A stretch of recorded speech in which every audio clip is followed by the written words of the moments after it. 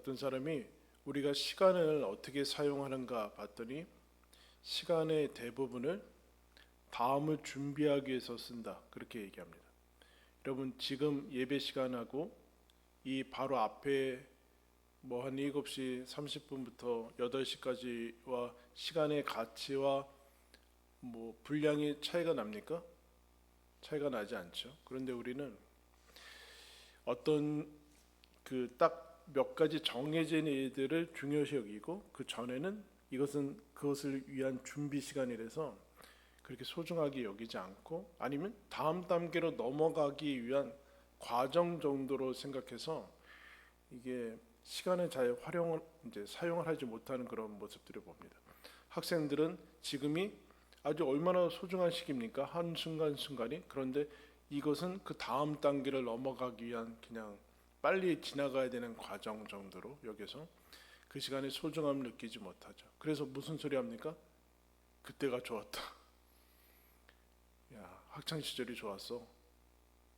결혼하면 결혼하기 이제 중학교는 고등학교 빨리 가려고 하고, 고등학교는 대학교 가려고 하고, 대학교는 직장 가려고 하고, 직장 가면 또 결혼할 사람들이 결혼하려고 하고, 결혼한 사람들은 아이를 낳으면 아이가 빨리 자랐으면 바라고, 빨리 자란 다음에 뭐 빨리 커서 또 결혼하길 바라고, 그런 다음에 뭐라 그런대요? 그때가 좋았다. 애들하고 같이 있을 때가 좋았다. 애들이 어릴 때가 좋았다. 뭐 이런 소리 하는 거예요. 이 시간이 지금이 제일 중요하고 지금이 그래서 성경은 사실은 우리나라에 그 내일이란 말이 없죠. 오늘이란 말까지 없잖아요. 오늘 이게 뭐 여러 가지 의미가 있겠지만 어제, 오늘, 그리고 내일은 한자예요. 한자. 이게 현재 뭐 미래가 없어서 내일이 하루하루 살았기 때문에 뭐 미래가 없어서라고 얘기할 수는 있지만 그렇지 않고 오늘이 아주 중요한 순간이죠. 지금이 중요한 것이죠. 그런데 이것이 죄로 인해서 이 감각을 잃어버립니다. 죄로 인해서 우리가 예수님을 아직 잘 믿지 않고 아예 모르는 사람들과 동시에 또 하나님을 믿음에도 불구하고 하나님을 믿는 건지 안 믿는 건지 그런 사람들한테 권면하고 또 복음을 전하면 그들에게 나오는 흔한 대답은 뭡니까? 나중에, 늘 나중에, 늘 내일, 다음에. 지금은 하나님이 주신 시간이 아닌 것 같고 본인이 생각하는 그런 시기가 아닌 것 같습니다. 여러분, 여기에 악의 핵심이 있죠. 악이 언제나 미뤄져요. 심판이 바로 오지 않는다는 거죠. 심판이 우리가 뭐 구약 성경 같은 데 보면은 바로 막 나병이 나고 지진이 나서 땅이 갈라지고 벼락 맞고 그러면 죄악이 바로바로 고쳐질 것 같은데 그래도 안 고쳐지더라 라는 게 구약 성경이에요. 광야에서 바로바로 어떻게 보면 심판이 즉각적으로 일어나는 그런 모습들이 있는데도 사람들은 그 모습을 보고 잊어버립니다. 신기하다라고 생각할 수 있죠. 그래서 오늘 말씀을 보면 오늘 시편 14편 말씀은 시편 53편에도 똑같은 게 나와요. 시편 53편에도 똑같은 시편이 나오는데 이렇게 시작합니다. 어리석은 자는 그의 마음에 이르기를 하나님이 없다 하는도다. 그런데 이 사람들이 겉으로 신이 없다 그렇게 얘기를 하지 않아요. 뭔가 좀 그렇죠. 아예 불신자가 아니라는 느낌도 있죠. 그런데 그들의 삶을 보면 어떻게 되는가? 부패하고 행실이 가증하고 선을 행하지 않는다라는 겉으로 드러나는 모습을 봐서는 그들은 그들 마음속에 하나님이 없다고 하는데 겉으로는 그렇게 드러나지 않습니다. 이제 가장 이것이 뭐 이렇게 부패하고 선을 행하는 자가 없다라고 얘기하고 있지만 그러면 어느 정도가 선입니까? 난 남들한테 폐 안 끼치고 살면 나는 선해. 어느 정도가 선이에요? 이 또 다르죠, 각자가. 그런데 이것이 뭐 이렇게 계속 진화돼서 아주 교묘한 형태로 가면은 우리가 알다시피 바리새인들과 서기관들은 악을 행하지도 않았고 계명을 범하지도 않았지만 그들 안에 하나님은 없었습니다. 하나님은 없어서 그들의 행위가 부패했다. 예수님이 진단을 하고 있는 것을 봅니다. 선을 행하는 자가 없다. 그러면서 2절의 특징이 이렇습니다. 선을 행하지 않고 2절에 보니까 하나님을 찾지 않는다. 뭐 당연하겠죠, 여러분. 마음에 하나님은 신은 없어라고 하니까 당연히 하나님을 찾을 일이 없는 것이죠. 하나님을 찾지 않고.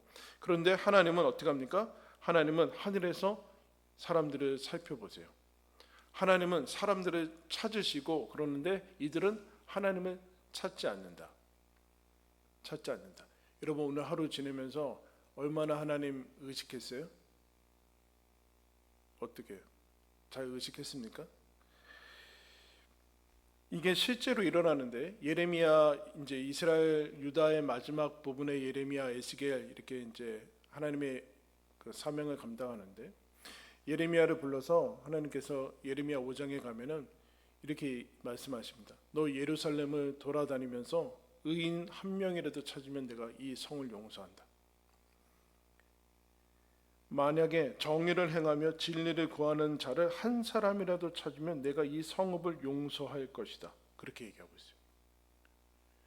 예루살렘이 여러분 어떤 데입니까? 제사장이 있고 대제사장이 있고 제사가 이어지고 있고 이미 그 북이스라엘은 망했지만 하나님이 남유다를 계속해서 지탱시키는데 그럼 거기에 한 명도 없었대요. 하나님을 찾는 사람들이, 찾는 사람이. 뭐 이건 받아들일 수 없는 것이죠. 왜냐하면 그때는 선지자도 있었고 제사장도 있고 왕도 있었기 때문에 이걸 받아들이지는 않습니다. 그런데 그 다음에 그렇게 얘기해요. 그들이 여호와께서 살아계심을 두고 맹세할지라도 실상은 거짓 맹세다.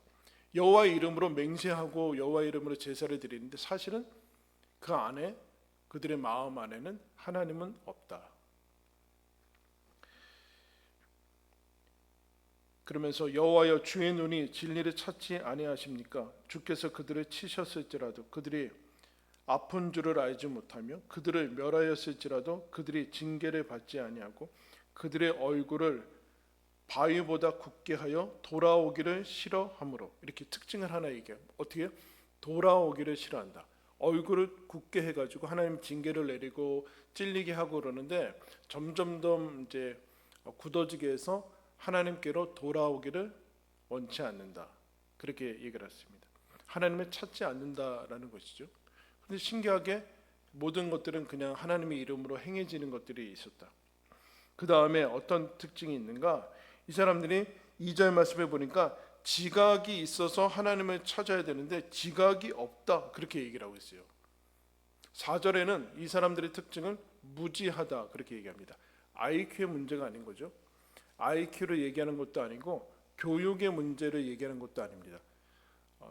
얼마나 성경을 알고 있느냐의 문제도 얘기하고 있는 것이 아니라 지각, 즉 하나님을 이제 느끼고 감각할 수 있는 감각이 있냐를, 결국엔 생명의 문제죠. 생명. 살아 있으면 하나님을 인식하는 것이고 죽어 있으면 하나님을 인식하지 못한다라는 것. 못한다. 이건 다른 문제다. 하나님이 살려주셨는가 살려주시지 않았는가, 즉 살아있는가 살아있지 않은가의 문제는 얼마나 뭐 종교적인 일을 하는가의 문제가 아니라 하나님에 대한 감각이 있냐라는 감각이 있는가. 그래서 그 다음에 이 사람들의 특징은 선을 행하지 않는 것은 당연히 그 안에 그 마음에 하나님이 계시지 않으니까 당연히 없는 것이고, 그 다음에 여호와의 이름을 부르지 않는다. 그렇게 이제 3절에 이제 얘기를 하고 있습니다. 4절에 얘기해요. 여호와의 이름을 부르지 않는다라고 얘기해요. 하나님이 계시지 않아요. 그런데 선을 행하지 않고 삶이 부패하고 뭐 이상하게 살고 뭐 하나님을 찾지 않고 하는 것의 그 가운데 핵심은 무엇이냐면은 어떤 뭐 교육을 안 받았다든가 아니면 뭐 저 사람들이 뭐 조건이 안 좋다든가 그 문제가 아니라 하나님의 문제라는 거예요. 하나님의 문제. 그 마음 속에, 다른 것이 아니라 마음 속에 하나님이 계시는가 그렇지 않은가가 모든 삶의 뿌리에 해당한다라는 것을 시편 기자가 얘기를 하고 있습니다. 그런데 왜 하나님이 계시지 않을까요? 로마서 1장에는 하나님께서 이렇게 얘기합니다. 그들이 불의로 진리를 막는 사람들의 모든 불경건과 불의에 대하여 하나님이 하늘로부터 나타나느니 하나님을 알만한 것이 그들 속에 있기 때문에 그렇다. 이런 모든 사람들이 핑계댈 수 없는 이유는 하나님이 어떤 형식으로든 어떤 모습으로든 내가 제대로 알지 못하지만 하나님이 계신다라는 것을 어렴풋하게 다 알 수밖에 없다라는 거예요. 자기와 이 땅과 자연 이런 모습들을 보면서 그런 것들을 아는데 여기에 불경건이라는 것이 나오죠. 불경건이란 하나님을 의도적으로 이제 막는 거예요. 하나님이 안 계시다라고 생각을 하고 있는 것이죠. 의지가 들어가는 것을 봅니다. 하나님을 마음에 두기 싫어함에 그렇게 얘기하고 있어요.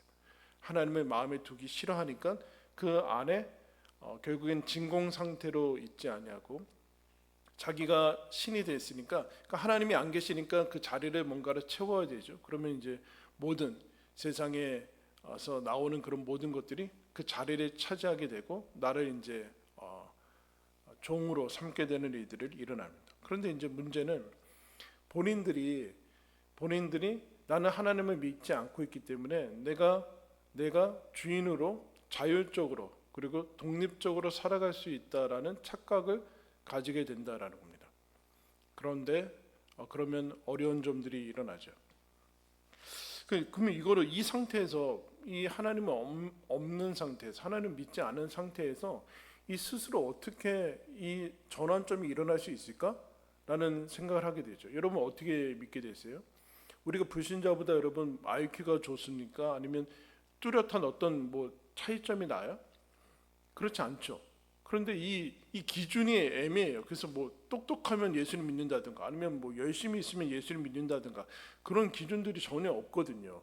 그럼 어떻게 우리가 여기에 오게 됐는가라는데 3절 말씀 보시면 악인들이 부패하고 가증하고 선을 행하지 않고 하나님이 2절에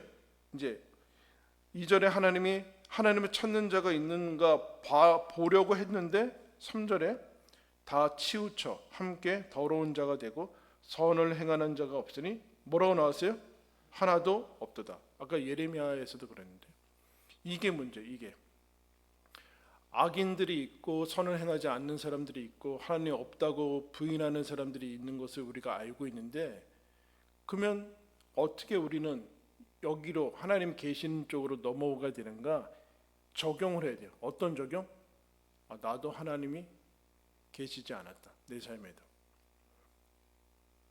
하나도 없다라는 것에 나도 포함이 된다라고 인식을 할 때만이 하나님을 찾게 돼 있어요. 역설이죠. 나는 하나님을 잘 믿어라고 했던 사람들이 바리새인들과 서기관들이었는데 예수를 죽였어요. 그 무슨 소린가? 여기 하나도 없도다라는 곳에 나는 여기서 제외야. 나는 예외야. 다른 사람들 얘기지. 이 얘기는 선을 행하는 자가 없고 하나님을 찾고 하나님이 하늘에서 막 굽어 살피시는데 선을 행하는 자가 없어. 여기에 문제가 있더래. 여기에 악인들은 본인들이라고 생각하지 않아요. 본인들 얘기라고 생각을 하지 않아요. 적용에 문제가 생기는 적용에. 이 여러분 바리새인들, 서기관들, 대제사장들 엘리트니까 종교 지도자들이니까 자기들은 거기에 해당된다고 생각하지 않고 이 성경과 하나님과 드디어 신까지 자기가 컨트롤할 수 있다라는 자리에 갈 수 있어요. 이 선포되는 말씀과 기록된 말씀이 본인들한테도 1차적으로 아니 본인들에게도 동일하게 적용이 된다는 사실을 망각하고 이거는 마치 주인인 양 그렇게 생각하는 경향들이 있을 때 점점 나아가서 이게 아예 없어지고 본인들이 이제 신처럼 되는 것이죠. 적용의 문제. 나는 예외다. 하나도 없도다라는 것에 나 있는데 이렇게 생각하는 거예요. 이렇게 여기에 문제예요. 그런데 하나님이 어떻게 우리가 여기서 이 불신과 무신과 이런 것에서 넘어갈 수 있는가? 나도 악하고 죄악이 있구나라는 사실을 받아들일 때만이 하나도 없도다라는 이 탄식에 하나님의 탄식에 나도 포함이 되는구나 라고 받아들일 때만이 그 다음에 이제 소망이 나와요. 소망이 그냥 나오는 그 정도로 이제 나오는 적용의 문제, 적용. 이 적용하지 않으면 불신자죠, 사실은 여러분. 그러니까 아무리 많이 들어도 여기 스쳐 지나가고 실제로 적용하고 저건 나에게 주시는 말씀이야 라고 받아들이지 않으면 불신자와 신자의 차이가 나오지 않죠, 거기서는. 그럼 그 다음에 어떻게 되는가? 하나님이 주시는 그나마 은혜의 그 전 단계의 그 은혜들이라고 하는 그 다음에 5절을 보면, 그러나 거기서 그들은 두려워하였으니 하나님이 의인의 세대에 계심 이루다. 하나님이 계시다. 하나님이 안 계시다고 너희들은 우기지만 하나님은 계시다 라는 게, 그럼 죄인들한테, 악인들한테는 어떨까요? 무감각하게 다가오죠. 그런데 희망의 조짐이 나올 때는 어떻게 됩니까? 두려워지죠. 진짜 계시는 거 아니야? 뭐 이렇게 돼요. 뭔가 자기가 여태까지 해왔던 악과 그 하나님 없이 살았던 그런 어둠에 대해서, 도덕적인 것이 아니에요. 하나님 없이 살아왔던 그 삶에 대해서 두려움이 임하는 거예요. 두려움이 임해서. 왜냐하면 의인이 하나도 없는데 이것도 하나도 없다라는 것은 나도 포함되는 거 아니야? 이 얘기 아니에요. 이 얘기. 저기에 나도 포함되는 거 아니야? 내가 안 믿으면 없는 거고 내가 믿으면 있는 거고 하는 게 아니라, 모든 하나님 말씀을 모르는 상태니까 그것이 나한테도 해당이 되니까 그러면 이 상태로 살다가는 엄청난 일이 나에게도 닥쳐오겠구나 라는 두려움이 하나님이 일하시는 부정적인 방식이죠. 부정적인 방식. 그럼 여러분, 이런 거 없이 플러스 알파로 예수를 믿기 시작하는 것은 대단히 사실은 어렵습니다.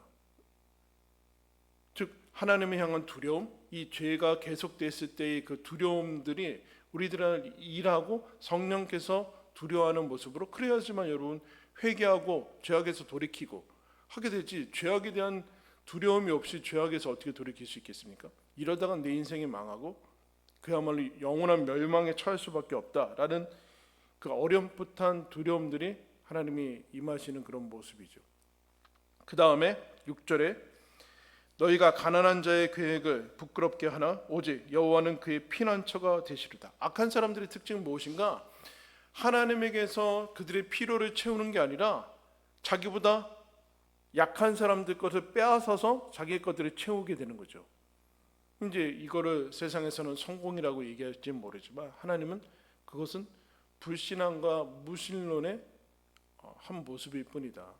너희들은 나한테 와서 내 이름을 부르면서 나에게서 그것을 받아야 되는데, 그렇지 않고 너희들은 스스로 힘없는 사람들의 것들을 빼앗아 가는, 그것은 힘이여 성공이여라고 얘기하는데, 하나님이 그때 어떻게 하시는가?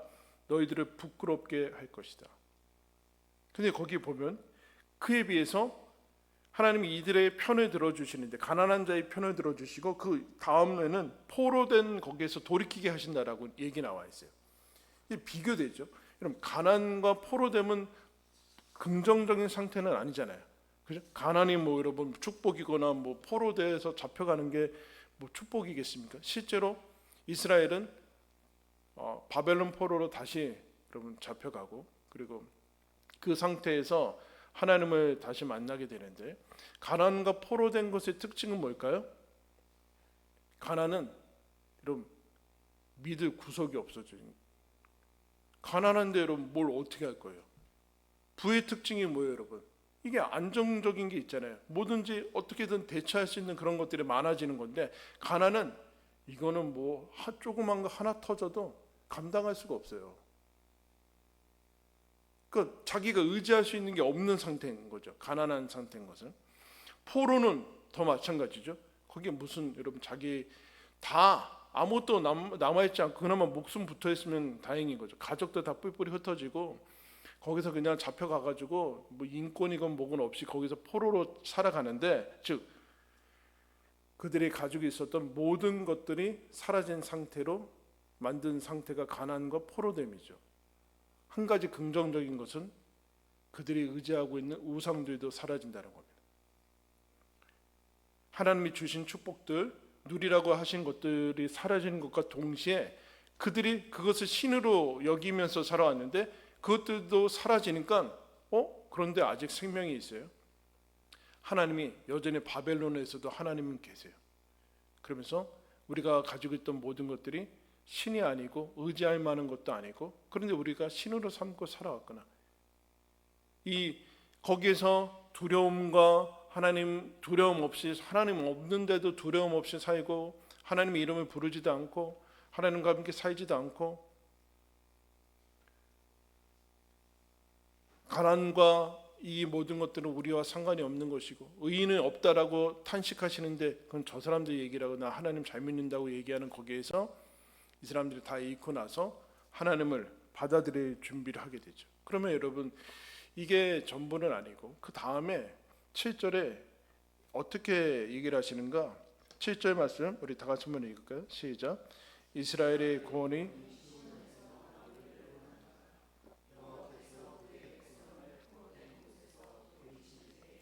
야곱이 즐거워하고 이스라엘이 기뻐하리라.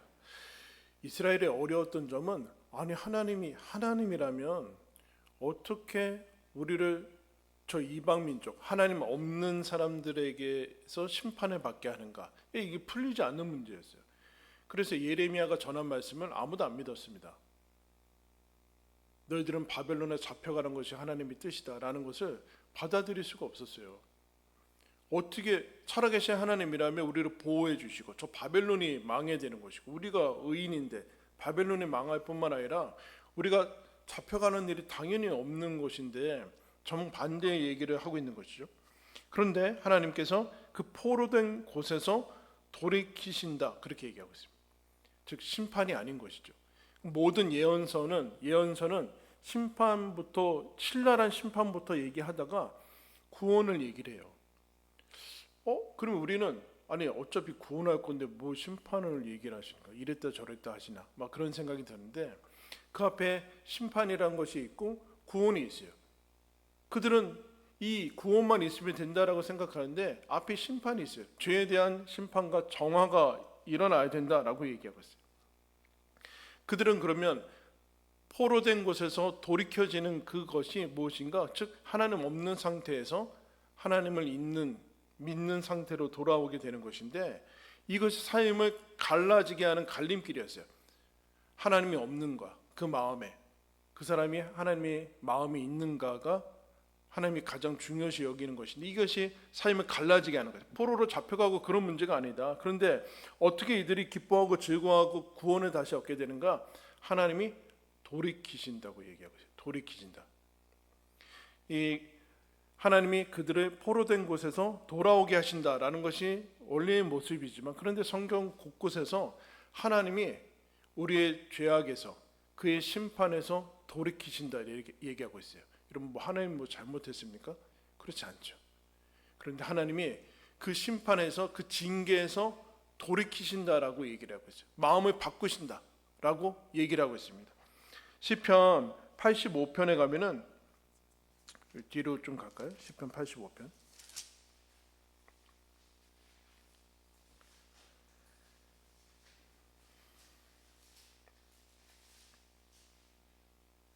시편 85편 1절부터 제가 읽겠습니다. 여호와여, 주께서 주의 땅에 은혜를 베푸사 야곱의 포로된 자들이 돌아오게 하셨으며 주의 백성의 죄악을 사하시고 그들의 모든 죄를 덮으셨나이다. 주의 모든 분노를 거두시며 주의 진노를 돌이키신나이다. 이렇게 얘기하고 있어요. 여러분. 분노와 심판과 그런 것들을 다 하나님께서 돌이키셨습니다 라고 얘기를 하고 있습니다. 그러면서 그 다음에 8절에 보면은, 그러므로 내가 하나님 여호와께서 하신 말씀을 들으리니 무릇 그의 백성 그의 성도들에게 화평을 말씀하실 것이다. 그러면서 뭐라고 합니까? 그들은 다시 어리석은 대로 돌아가지 마라. 하나님이 돌이키셨다. 너희도 돌이켜야 된다. 86편에도 86편 그 뒤에 15절 보시면, 86편 그러나 주여 주는 긍휼히 여기시며 은혜를 베푸시며 노하기를 더디하시며 인자와 진실이 풍성하신 하나님이시오니 내게로 돌이키사 내게 은혜를 베푸소서. 죄의 종에게 힘을 주시고 죄의 여종의 아들을 구원하소서. 뭐라고 합니까? 하나님 돌이켜 주십시오. 그렇게 얘기를 하고 있어요. 돌이켜 주시고 은혜를 베풀어 주십시오. 뭐 은혜 베풀어 주십시오라는 거가 동일한 얘기인데 하나님 그 진노에서 심판에서 징계에서 돌이키셔서 이제 그 진노를 거두시고 용서하시고 죄를 사해 주십시오라고 얘기를 하고 있어요. 그러면 이게 신약에서 그러면 우리는 어떻게 하나님을 안 믿는 그 상태, 죄악된 상태, 믿음에 들어왔는 다음에도 우상 숭배에 빠진 상태에서 하나님께서 어떻게 우리를 돌이키시는가에 이제 본격적인 문제를 가면은 쭉 뒤로 가서 로마서 신약성경 로마서 3장으로 가겠습니다.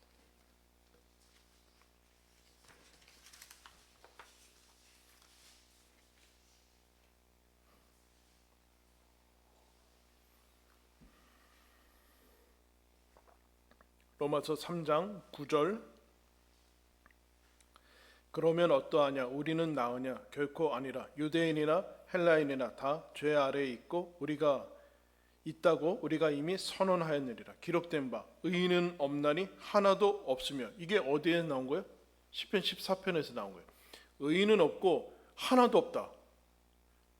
깨닫는 자도 없고 하나님을 찾는 자도 없고 다 치우쳐 무익하게 되고 선을 행하는 자가 없나니 하나도 없도다. 설명을 하고 있어요. 사도 바울이 이 중요한 로마 복음을 설명하는 그 로마서에서 시편 14편을 예를 들고 있어요. 더 나아가고 계세요. 그들은 목구멍은 열린 무덤이며 혀로는 속임을 일삼으며 그 입술에는 독사의 독이 있고 그 입에는 저주와 악독이 가득하고 그 발은 피 흘리는 데 빠른지라. 파멸과 고생이 그 길에 있어 평강의 길을 알지 못하였고 그들의 눈앞에 하나님을 두려워함이 없느니라 함과 같으니라. 우리가 알거니와 무릇 율법이 말하는 바는 율법 아래에 있는 자들에게 말하는 것이니 이는 모든 입을 막고 온 세상으로 하나님의 심판 아래에 있게 하려 함이라. 그러므로 율법의 행위로 그의 앞에 의롭다 하심을 얻을 육체가 없나니 율법으로는 죄를 깨달음이니라. 율법이 있건 없건 하나님 앞에 죄인이다. 율법의 행위로 뭘 깨닫습니까? 내가 이대로 살다간 큰일 나는구나. 내가 죄인이구나. 하나도 없도다라는 것에 나도 포함이 되는구나 라는 것을 깨닫게 하시는 것이 1차적인 목적이죠. 그럼 하나님이 어떻게 돌이키시는가? 우리를 어떻게 돌이키시고 하나님은 어떻게 돌아서셨는가? 21절에 이제는 이렇게 나와 있죠. 그 앞에 원래 다른 번역본에 그러나가 나와 있어요. 그러나 이제는 율법 외, 율법이 아닌 율법 외에 하나님의 한 의가 나타났으니 율법과 선지자들에게 증거를 받은 것이라. 곧 예수 그리스도를 믿음으로 말미암아 모든 믿는 자에게 미치는 하나님의 의인이 차별이 없으리라. 모든 사람이 죄를 범하였음에 하나님의 영광에 이르지 못하더니 그 아까 똑같죠. 의인은 한 명도 없다. 그리스도 예수 안에 있는 성령으로 말미암아 하나님의 은혜로 값없이 의롭다 하심을 얻은 자 되었느니라.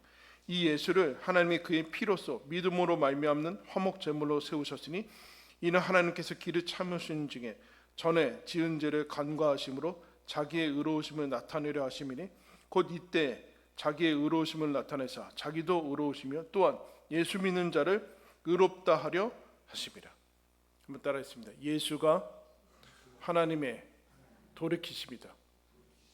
여러분, 왜 하나님께서 저와 여러분의 그 자범죄와 인류의 이런 엄청난 죄악에도 궁극적인 심판을 안 하시는지 아십니까?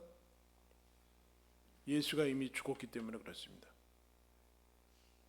더 쉽게 얘기하면 이런 얘기. 여러분들이 말 안 듣고 하나님 말씀대로 안 살 때 여러분들이 하나님이 안 계셔서 아무런 일이 일어나는 것이 아니에요. 아무런 일도 일어나지 않네? 그게 아니라 하나님 아버지가 비유죠. 하나님 아버지가 예수의 십자가가 이미 죽은 것을 보면서 참으시는 거예요. 이미 심판하셨다니까요. 원래는 우리가 심판을 당해야 되는데 아들 예수가 죽었기 때문에 그 모든 죄에 대한 심판을 아들에게 쏟아부었어요. 그래서 이것을 보면서 하나님의 진노와 징계와 그 모든 것들은 이미 사그라든다는, 이건 아주 가난한 비유인데 예를 들면 그렇다는 얘기예요.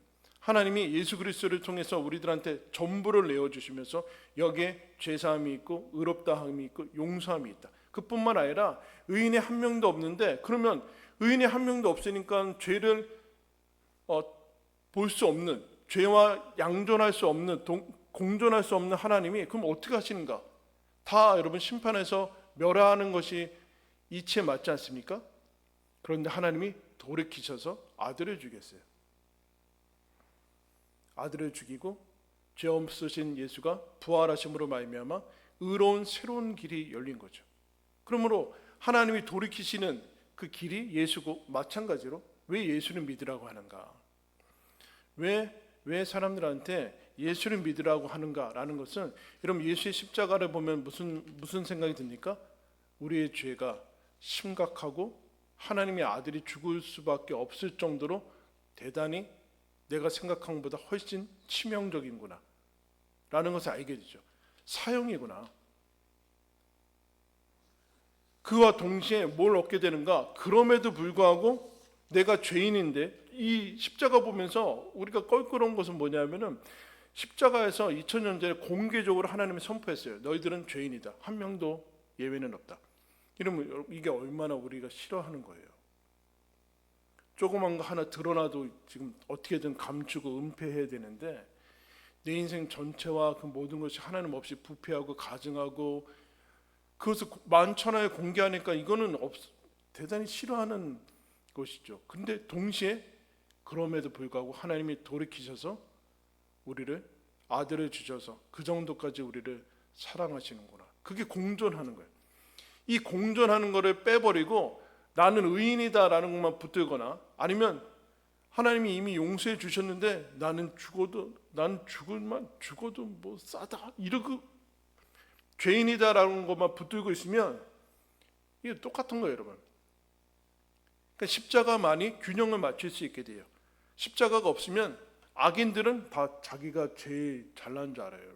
최고의 의인이 여러분 다 악인들 아닙니까? 나는 남보다 저거보다 낫다 이러고 있는 거예요. 아니면 하나님의 이 십자가가 없으면 저 밑에 가서 이 결벽증까지 걸려가지고 끊임없이 낙심하고, 하나님이 용서하셨는데 내가 아들 예수가 죽을 만큼 나는 소망이 없고 형편없는 놈이다, 난 원래 그런 놈이다 하면서 계속 낙심해 나가면 하나님이 아들을 죽인 그 사랑이 무가치해지잖아요. 이 균형, 교만도 아니고 낙심도 아닌 중심을 잡게 해주는 것은 예수밖에 없다는. 그러니까 여러분, 예수 외에 다른 것은 다 우상입니다.